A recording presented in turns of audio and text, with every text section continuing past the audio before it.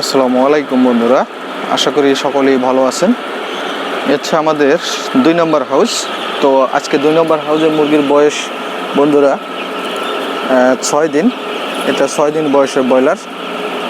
তো বন্ধুরা, আমার ভিডিওটা আপনারা পুরোপুরি দেখবেন। আপনারা পুরোপুরি দেখলে আমি যে কথাগুলো বলতেছি অবশ্যই এই কথাগুলো আপনারা একটু হলেও বুঝতে পারবেন বন্ধুরা। তো পুরো ভিডিওটা দেখার চেষ্টা করবেন। তো বন্ধুরা দেখেন, এই যে 6 দিন বয়স, কিন্তু মুরগির ইউনিফর্মিটিটা দেখেন বন্ধুরা। মুরগির ইউনিফর্মিটিটা আপনারা লক্ষ্য করেন যে মুরগির ইউনিফর্মিটি বলতে ছোট বড়, মানে বড় ছোট যেটাই বলেন, যে এই ছোটো বড়োটা কীরকম আছে এই জিনিসটা লক্ষ্য করবেন। তো আমার এখানে ছোট বড় সেরকম নেই, অনেক ভালো, মানে আমাদের বোর্ডিংটা অনেক ভালো হয়েছে, এই জন্য ছোটো বড়ো হয়নি, ইনশাল্লাহ অনেক ভালো। তো ইউনিফর্মিটিটা সবথেকে একটু বড় বিষয়। ইউনিফর্মিটিটা কন্ট্রোল করলে আপনার এফসিআরটা কম আসবে। মানে এফসিআর বলতে বন্ধুরা ফিডের যে কস্ট, যেটা আপনার টোটাল যে কস্টের পরে একটা অ্যাভারেজ একটা এফসিআর আসে, তো এফসিআরটা কম আসবে। তো আমাদের সবসময় লক্ষ্য রাখতে হয় যে ইউনিফর্মিটিটা ভালো রাখার জন্য, কারণ ইউনিফর্মিটিটা ভালো রাখলেই আমরা ভালো একটা ফলাফল পাবো। তো ইনশাল্লাহ আমাদের বোর্ডিংটা অনেক ভালো হয়েছে, মুরগি সেরকম ছোট বড় হয়নি, আলহামদুলিল্লাহ অনেক ভালো।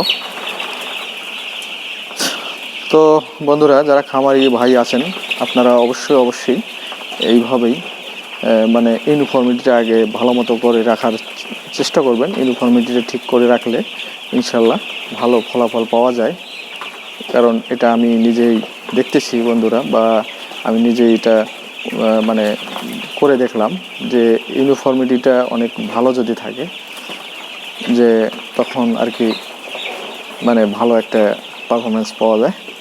তো বন্ধুরা, একটা জিনিস আমি আপনাদের দেখাচ্ছি, যে এই দেখেন এখানে যে ছোট্ট একটা মুরগি বাচ্চা দেখতে পাচ্ছেন, এটা কিন্তু বন্ধুরা বাঁচবে না, বা এটাকে যদি আমরা এখন হাউজে রাখি তাহলে কিন্তু এ শুধু ফিড খাবে, আমাদের ফিডটাই লস হবে, পরবর্তীতে এর কাছ থেকে কিছু পাবো না, কারণ এটা তো বাঁচবেই না এবং এর আর বড়ও হবে না। যদিও বেঁচে থাকে তাহলে এ আর বড় হবে না। দেখেন পাশেরগুলো কত বড়, আর এ এখনও মনে হচ্ছে যে 0 দিন বয়স এরকম।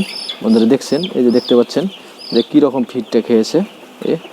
তো এই ফিডটা খাওয়ার ফলে এই ফিডটাই কিন্তু লস বন্ধুরা, কারণ এর কাছ থেকে তো ভালো কিছু পাওয়া সম্ভব না। এই যে দেখেন এর যে বডিটা দেখতে পাচ্ছেন, এই বডিটা ভালো না, এটা আর কি কখনোই বড় হবে না। এটা যত মেডিসিনই খাওয়াই না কেন এটা আর বড় হবে না।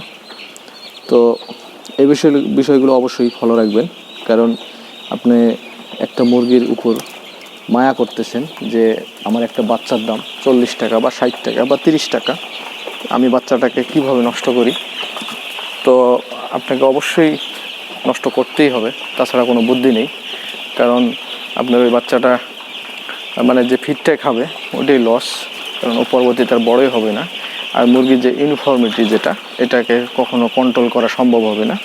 তো এইসব মুরগি এগুলোকে আমরা কালিং বলে থাকি। ওই মুরগিগুলো আমরা পরবর্তীতে মানে ওগুলো মরে গেলে বাদ দিয়ে দিই, কালিং ওটা বাদ, ওটাকে আমরা কখনো হিসেবেই ধরি না বন্ধুরা, ওটা সবসময় বাদ।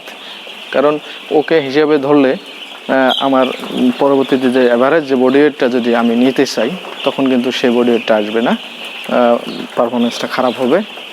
তো বন্ধুরা, আমরা যদি সাপোজ এখানে 10টা মুরগি নিলাম, এই বড় মুরগিগুলো, এবং বড় মুরগির সঙ্গে যদি আমরা একটা মুরগি ওইটাকে নেই, তাহলে আমার 10টায় যদি 170 আসে, আজকের কথা বলতেছি বন্ধুরা, আজকে 6 দিন বয়স, যদি 170 আসে বা 160 আসলো, কিন্তু আমরা ওই একটা মুরগি যদি নিয়ে যেটা আমি এর আগে দেখাইলাম বন্ধুরা, ওই মুরগির বাচ্চাটা যদি আমরা নেই, তাহলে ওটাকে সহ যদি আমরা অ্যাভারেজ করতে যাই, তাহলে আমাদের বডি ওয়েটটা আসবে 160 থেকে 130-এ আসবে বন্ধুরা।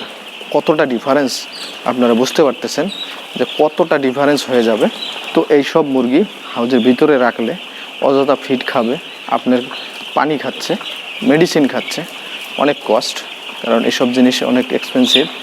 তো এই জিনিসটা যাতে নষ্ট না হয় অবশ্যই এই জিনিসটা ফলো রাখবেন, তাহলে মানে পরবর্তীতে আপনার যে মানে কস্ট যেটা ওটা অনেকটা কমে আসবে বন্ধুরা। কারণ এসব বিষয় অবশ্যই ফলো রাখতে হয়। এসব বিষয় আমরা এরকম করেই সবসময় করি, কারণ একটা প্রজেক্ট, একটা কোম্পানি যতই বড় হোক আর যত ছোট হোক, আপনি সবসময় হিসাবের মধ্যে থাকবেন, ইনশাল্লাহ আপনি একসময় ঘুরে দাঁড়াবেন। যদি আপনি হিসাবের বাইরে চলে যান বা হিসাবের মধ্যে যদি না থাকতে পারেন, তাহলে কিন্তু আপনি মানে ভালো যে আপনি যেখান থেকে একটা কিছু ভবিষ্যৎ করতে যাবেন, এটা বন্ধুরা তখন সম্ভব হবে না।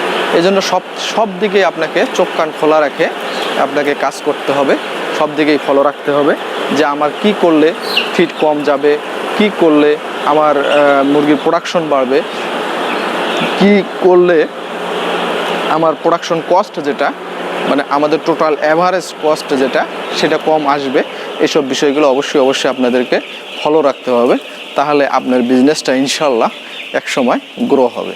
তো আপনি যদি আনলিমিটেড খরচ করেন বাট কোনো হিসেব নেই বা কোনো সিস্টেম করতেছেন না, তাহলে কিন্তু আপনার এই যত ছোট কোম্পানি হোক আর বড় কোম্পানি হোক, বা আমার যারা লোকাল খামারি ভাই আছে যারা লোকাল 500-1000 মুরগি পালন করে, তাদেরও নিজের একটা বিজনেস, এটা একটা তাদের জন্য একটা কোম্পানি। তো তারাও যদি এইরকম জিনিসগুলো ফলো না করে, তাহলে মানে আশানুরূপ যেটা ফলাফল পাওয়ার আশা করতে পারে সেটা পাবে না, সেই জিনিসটা পাবে না তারা। তো এই বিষয়গুলো অবশ্যই ফলো করতে হবে, এই বিষয়গুলো আমাদের সবসময় খেয়াল করতে হবে, তাহলে ইনশাআল্লাহ আমরা এখান থেকে ভালো কিছু আর্ন করতে পারবো। আর যদি আমরা এইসব বিষয় ফলো না করি, তাহলে আমাদের ব্যবসা যদি আমরা গ্রো করতে চাই কখনোই সম্ভব না।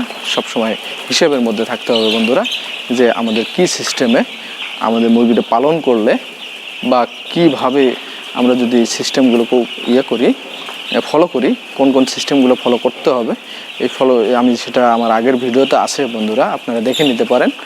এই বিষয়ে আমি একটা ভিডিও তৈরি করেছি, অবশ্যই দেখে নিলে বুঝতে পারবেন যে কোন বিষয়গুলো আমাদের লক্ষ্য রাখতে হবে, তাহলে আমাদের মানে মুরগির প্রোডাকশনটা বাড়বে এবং আমাদের যেটা আমরা মানে লাভ, যেটাকে বাংলায় বলতেছি বন্ধুরা, লাভ করার যে চিন্তাভাবনাটা করতেছি, এই বিষয়টা আপনারা তখন পেয়ে যাবেন যে কিভাবে আমরা লাভ করতে পারবো, এখান থেকে কিছু ভালো কিছু মানে মুনাফা নিতে পারবো, এই বিষয়টা।